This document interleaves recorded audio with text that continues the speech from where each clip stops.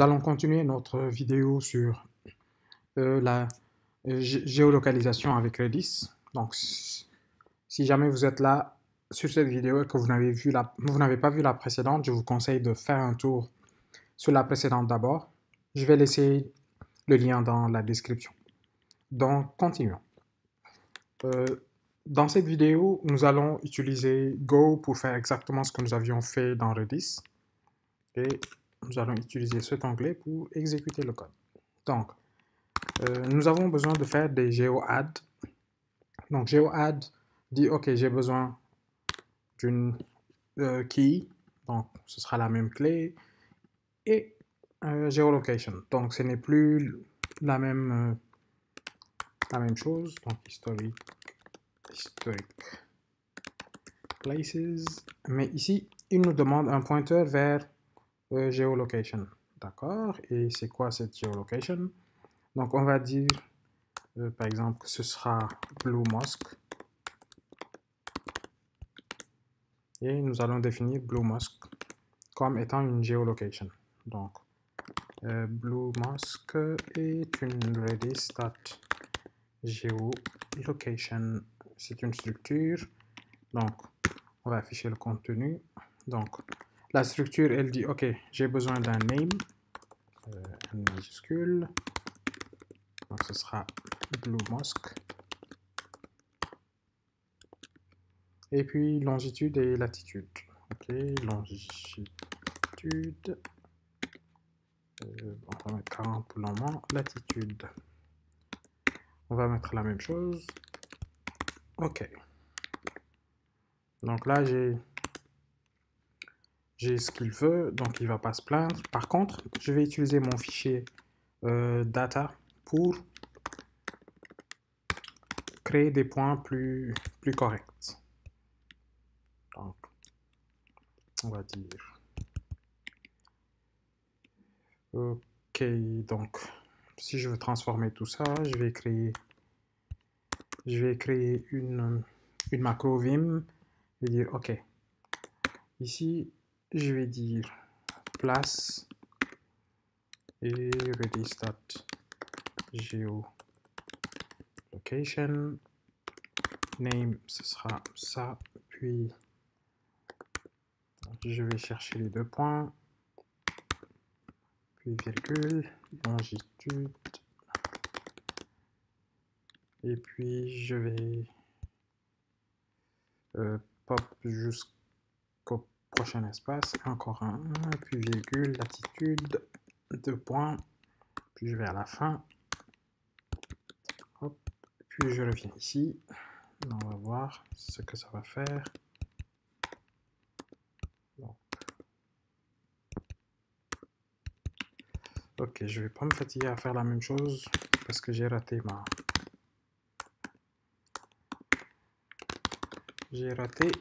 ma macro. Geolocation, name de point.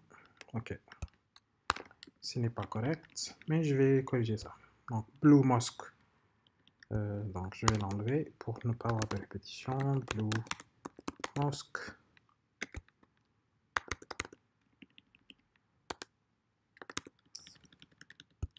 Voilà, j'aurais pu mieux préparer les données, c'est vrai. Aya Sophia ou Haja Sophia. Tour de Pise. Et lui, je vais l'appeler juste le Colisée.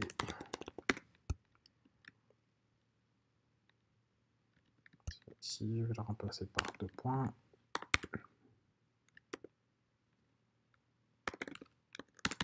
Longitude. Pour le reste, je vais juste laisser Vim le gérer. Latitude. Donc à chaque fois que je vais enregistrer et que c'est correct, il va faire le nécessaire. Donc pour le moment, il se plaint parce que il y a des choses qui sont pas correctes. Donc tout le pise, on va faire ça.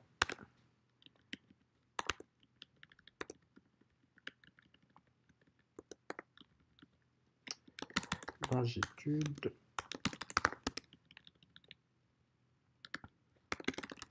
Latitude.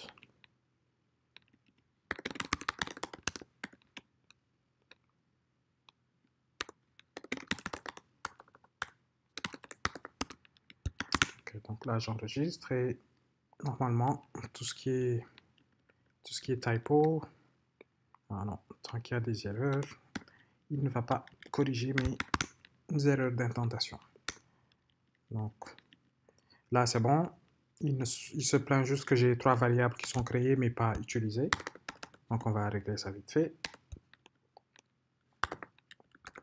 Donc ici, ce sera Hagia Sophia. Ici, ce sera Pise. Et ici, ce sera le Colisée. Donc, mes 4 données sont bien là, sont bien enregistrées. Donc, je vais juste tout simplement afficher la distance qu'il y a entre eux, ou je vais juste afficher les GeoHash. Donc, je vais dire client.geohash. OK, il me demande de lui donner une clé et une liste de strings. Donc, historique, places, et je vais lui donner bluemosque.name. OK, je dois lui demander le result. Le result, je sais que c'est un hash et une erreur. Pour le moment, on va ignorer l'erreur. C'est pas gentil, mais c'est ce qu'on va faire.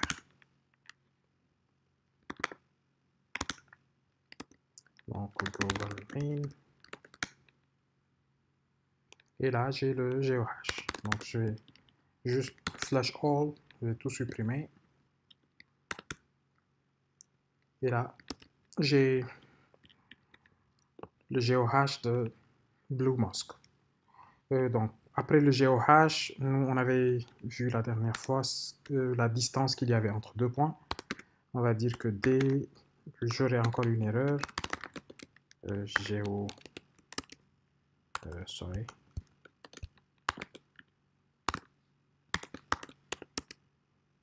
Qu'est-ce qu'il a? Geodist. Ok, Geodist, il va me demander quoi? D'accord. 2 members. Et puis historic places. Member 1, je vais lui dire entre Pise.name, la tour de Pise, et le Colisée. Et qu'est-ce qu'il veut? Unit en string. Ok, il y a combien de kilomètres entre les deux? Donc je vais demander le result. Et je vais afficher D. Évidemment, tout ce qui est calcul de distance entre deux villes, il vaut mieux toujours le sortir dans une fonction, comme ça, ce sera plus facile à utiliser. Donc, la distance entre les deux, non, je vais faire ça. Donc, je vais dire fmt.printf. La distance entre %s et %s est de %d kilomètres environ. Donc le premier pourcentage, on avait dit que c'est pi, c'était BlueMosque. Non, c'était Pise.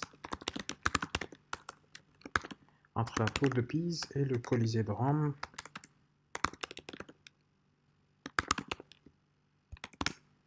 Et la distance d.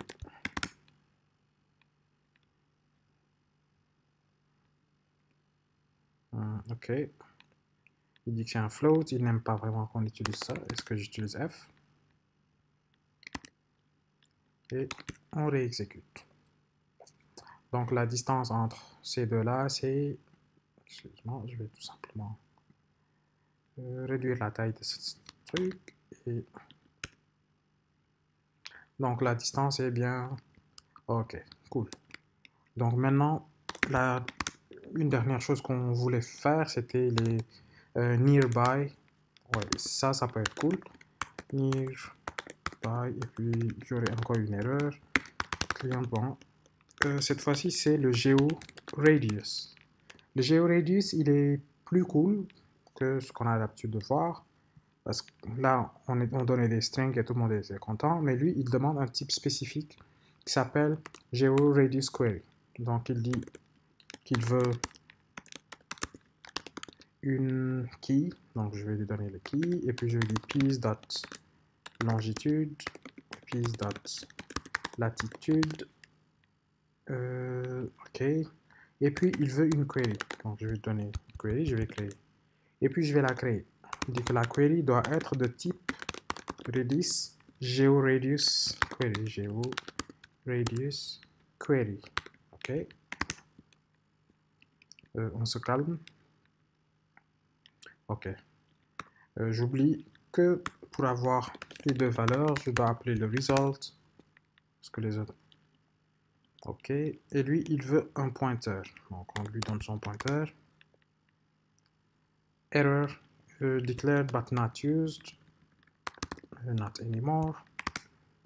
Et puis, nearby. Je vais juste afficher nearby pour le moment. Parce que normalement, nearby, ça doit être une collection ou un slice. Donc, le GeoRadius, à quoi il ressemble? Ok, GeoRadius est un type qui demande les choses suivantes. Radius.